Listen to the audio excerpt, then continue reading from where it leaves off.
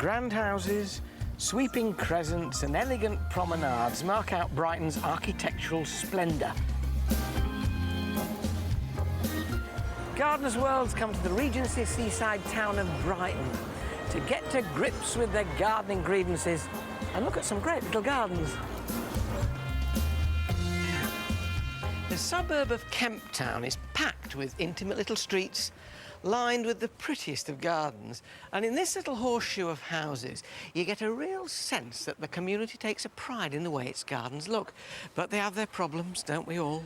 And Rachel, Pippa and I are here to sort them out. Do we know what we're in for? I gather there's a lot of mildew and snails everywhere. Oh. And we've got pruning problems and even planting.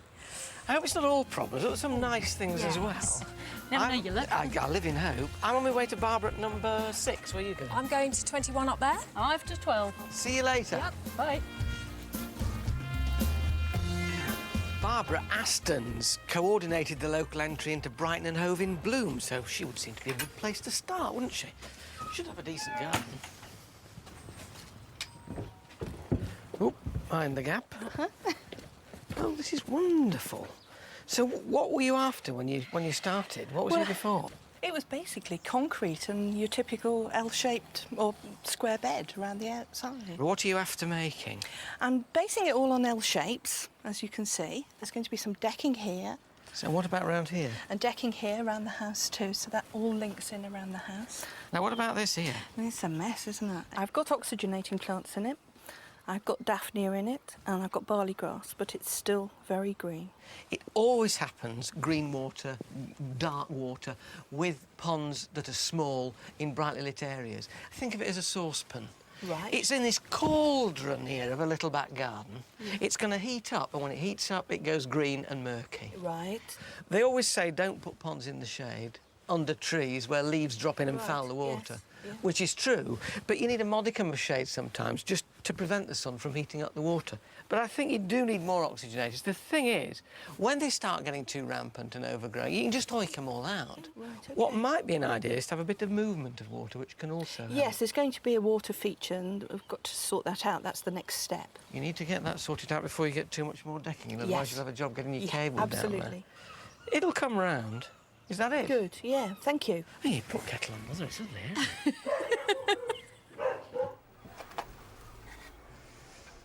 Well, at the front, Alan Berry's garden is thriving, but at the back he plants mostly in containers, and I hear they're not so happy. Oh, Alan, this is lovely. Really nice garden. What problems have you got? Basically, my fruit trees, they're looking a bit, they don't fruit. Well, they're certainly very, very dry. Very dehydrated. Let me just feel. Yeah, that's bone dry. I think probably because you've got something fruiting very successfully over there, and that's in the ground. Why is everything in pots? Basically, this is all a patio when I moved in, and I don't know what's underneath it, so I don't want to touch it. OK. Generally, looking around, the plants in the pots look as if they need a really good water. They're very dry. The other thing is that they're probably starved of nutrients. I don't know if you feed them at all. No. Right, so that's another point. The other thing is that I can see where the roots are starting to re-emerge around the edges of the pot, and it looks to me as though they're pot-bound as well. They need repotting into larger containers. And what sort of compost would you use when you plant? I just use general all-purpose compost. And that's it? That's it, yeah. Well, again, because these plants are relying on what's contained in the pot for their food, you really want to put in a soil-based compost as well, something like a John Innes. And the main thing is you need to water, water, water. I mean, once a day in the summer isn't enough. You've got to do it twice. Twice. OK, so, and I know it's a hot, sunny day now, but I think we should do it right now. They need it. And you do start in that corner. OK. That'd be great.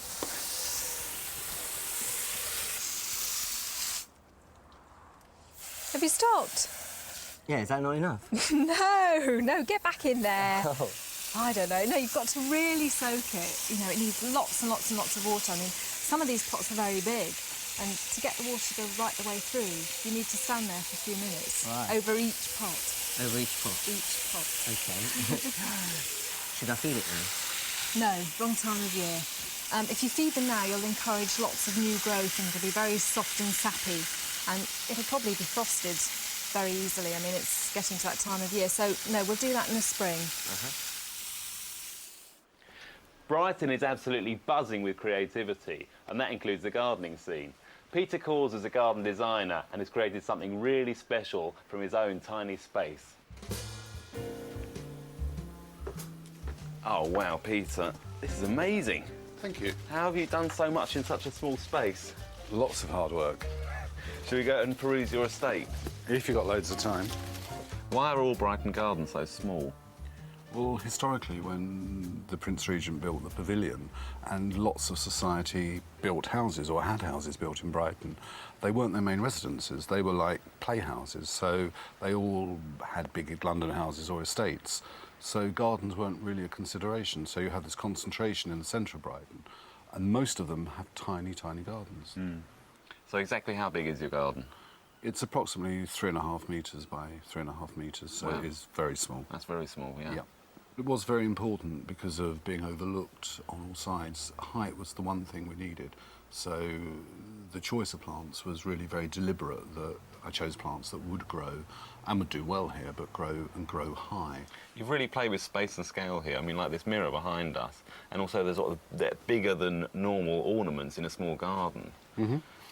It's important in a very small garden for me to try and, as you say, play with scale and stuff, to give it the illusion of more space. In small spaces, lots of people tend to use tiny little pots. Or, Yeah. I end up thinking that, personally, I think they look very fussy, and I like the drama, if you like, of big things in small spaces. You sort of see all these plants in a more intimate way as well, like this cordyline. It's got a fantastic trunk that you don't really notice. No, well, normally in most gardens, plants are away from you. You walk into them.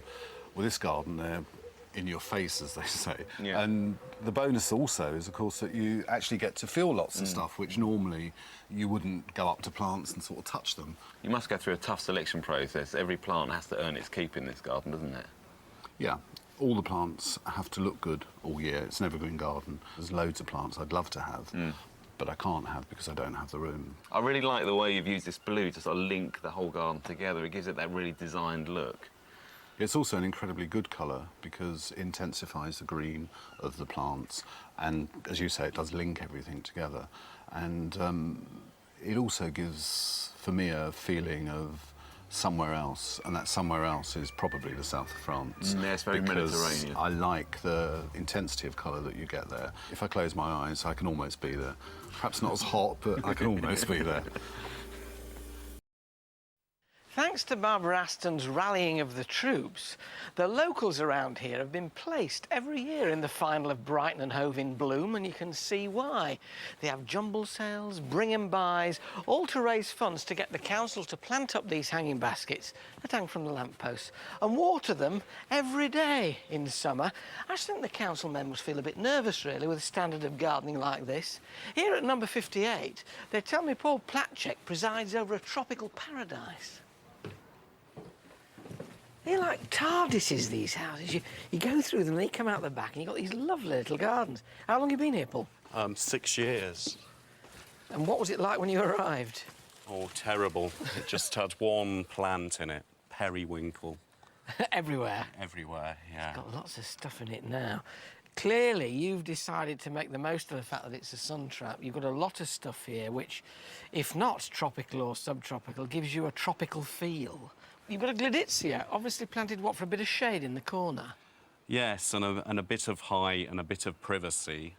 But the problem is I don't want it to become a nuisance to the neighbours. So wondered when is the best time to prune it. Well, actually, now's not too bad, because you've got what I've got on my Gleditsia sunburster term, which is Gleditsia gall midge. If you look at the end of these shoots here, sometimes, if I can see, you can squeeze these things and the little midge larvae come out. You can't really see it on this one.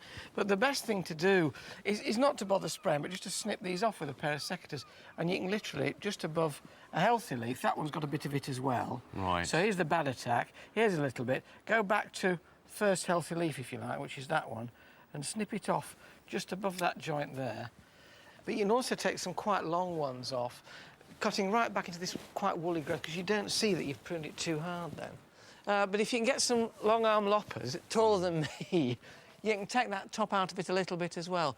And so the fact that you're cutting out the gall midge means you're getting that little bit of pruning and you're thickening it up. Right. So you'll get the privacy without it outgrowing its welcome. So is this a problem, is it? Well, lots of problems.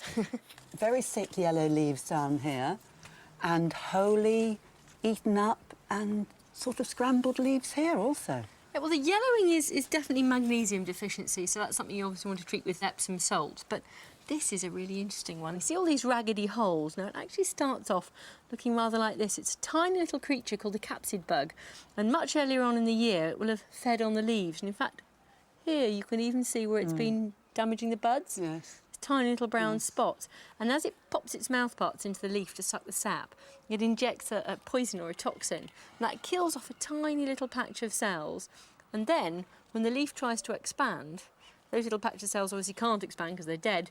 And so you get these raggedy holes developing. And by the time you get a fully grown leaf like that, it's often a bit distorted and it looks a real mess, basically.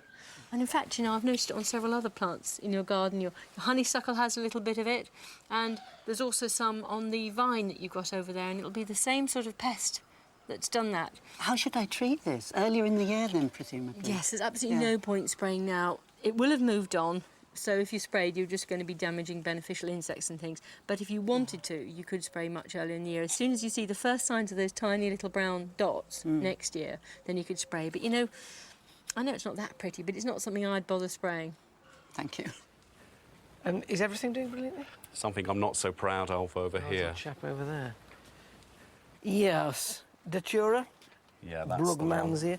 The funny thing is about that eaten leaf there, it could be a bit of caterpillar, but it's more likely to be snail because you've got Lobelia cardinalis over there. Now, most people think that hostas are caviar to slugs and snails. They are as naught compared with Lobelia cardinalis. It only leaves the stem, it even strips off the flesh, as it were. And you've even got snails in your gladitia tree.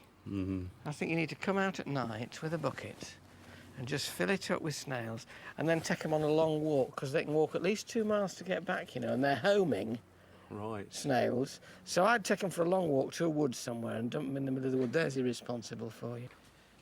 There are some really keen gardeners here, and I've heard a lot about John Wells's garden at number 19. So I'm just going to have a nice look round. John, this is lovely. Thank you. It's really nice. Have you made a garden before? Yes, but not like this. This is the first time I've done this type of garden. I wanted it easy to manage and colour all the year round and not too much trouble. Now, what about this, John? Is this the Brighton Pavilion? No, it's my garden shed. Well, it's the most beautiful shed I've ever seen. It really is. Is this your own work? It is, yeah. Because Yes, I know completely. you're disabled, aren't you? Yes, slightly. So you've managed to do all this yourself? It's taken a long time. Some days I do an hour's work, sometimes a few hours.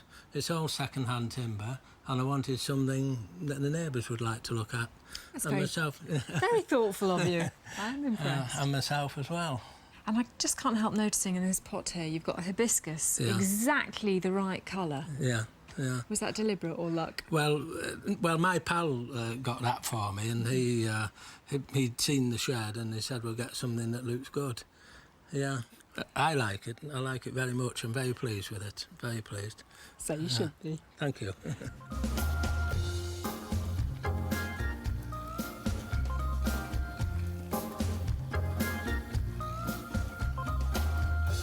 But this is great because it all ties in. And you've got Robert's how old? He's 2. So when we first moved in, this was a pond. Any problems with it as a sandpit? Neighbours' cats. How did I guess? Easiest thing there is a little bit of framework out of 2x1 and some runner bean netting or chicken wire over it, and whop it on at night. It just keeps them out. Right. Magnesium deficiency, which is a general yellowing and particularly between the veins. I would spray it with Epsom salts.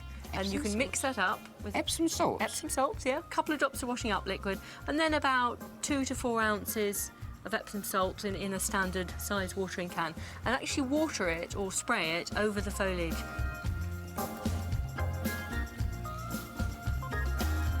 Is he still up there? What do you mean, is he still up How there? are you getting on? You've been there ages. Do you always get a man in to do your up the If top I of the house can. jobs? I'm not window cleaning. Pruning Clematis montana, this monster. Christopher Lloyd, for me, has the best definition of Clematis montana when it gets this age. He calls it a disemboweled mattress. And when it's done this, and it's clambering over telephone wires, and I've checked they are telephone, not electricity, and through gutters, it's going right along the gutter, you need to prune it. This is a good time of year, August, to get down all these long vines and just make sure there's somebody at the bottom of the ladder holding the ladder so you can throw stuff on them and get your own back for having to stick up here and prune it. You needn't worry too much where you cut. Just rip off these long, questing vines that are just generally getting in the way. Right, I'm coming up to get you. Idle threats. If it's left in the gutter, is it going to be a hazard? Yes, it is. It's going to block up that fall pipe there. Right. So what I'm going to have to do, it's great fun, hanging on tightly. If your gutter comes off, Ellen, you get a plumber in, will you? Oh, my God. I told you. Oh.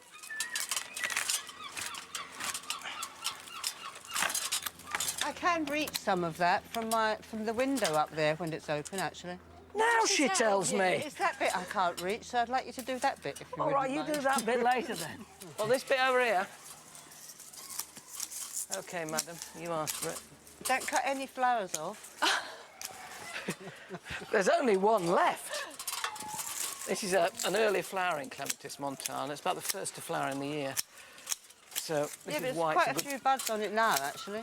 Yeah, it's a little late flush, yeah. Oh, I'd worn my overalls if I'd known I was going to have to do it. You don't need to do this every year, perhaps just every 2 years, fortunately. Ellen, have you noticed any interference on your telephone calls? No, because I haven't got one. That's why you don't care, isn't it, really? If you do find that plants are getting towards high voltage cables, though, quite honestly, when they do start to get that way, you can see them scorching. They tend not to touch it because they get burnt off. But if they do approach the wires, A, keep away from the plant. Certainly don't take pruners anywhere near it. Just call the electricity board and they'll get their contractors who'll come in and do it with the juice probably turned off. So it's only because these are insulated and telephone that I'm anywhere near them. So if in doubt, check. If in doubt, get a little man in, just like you have done.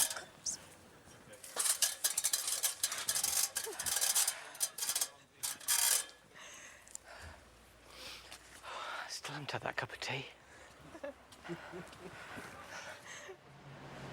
On a busy back road, memories of holidays abroad are the inspiration behind the 20-foot square walled garden of Carl and Newell. It's a Regency cottage, Grade 2 listed, and it was unmodernised. So the house was a mess and the garden was a mess. It was overgrown, mountains of rubble, building rubbish, and solid concrete coal bunkers. So we bought it and we realised we had a massive job to do, and we've done it in the 4 years, and we transformed the house and the garden more or less both at the same time.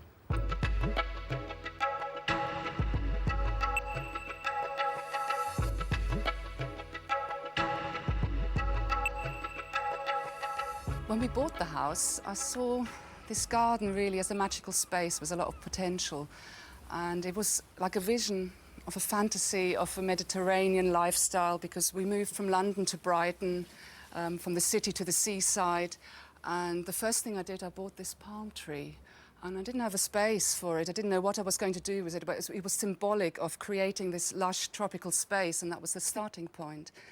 And we looked at the plants which were left behind, plants like these, the fuchsias, and I considered these really as quite old-fashioned cottage plants, the same roses, clematis.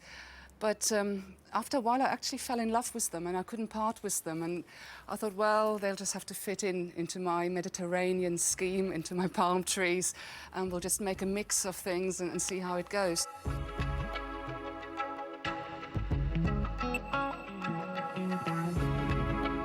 Part of my Mediterranean fantasy is to fill the garden with exotic plants. So this cordyline was planted, and it's grown in 4 years to quite an enormous size. And this wonderful agave was a plant I found in a nursery in Devon, about 35 years old, I think. And in this space here, really recreated our Moroccan fantasy.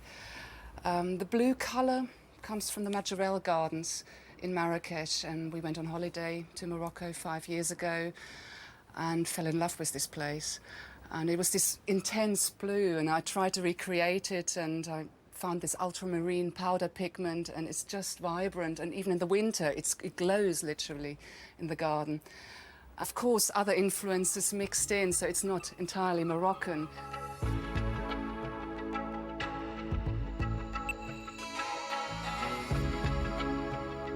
I really studied how the Greeks built their pergolas and how they grow their grapevines over them. And they close them up with these tight slats because it takes the plants better, they don't fall through. And it's just the most wonderful shady place to sit under. This Victorian stained glass, that was something we bought on impulse.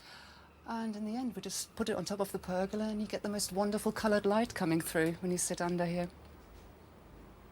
And then we step down into this last space, which is the shady spot. It's a solitary place for reflection, and it's very peaceful. It's cool in the summer, and the plants love it. This is like a jungle back here. It's got a banana up there who in 2 years has just grown almost to the height of the top of the wall. We've got this bamboo who's nearly reaching the top of the wall, and this Tetrapanax papyriffer with these fantastic great big leaves. And this really is the ideal spot to sit on a hot day. It's lovely and cool, it's shady, and it's a beautiful view to enjoy the garden. It's a great spot to sit, read, have a cup of tea and to relax.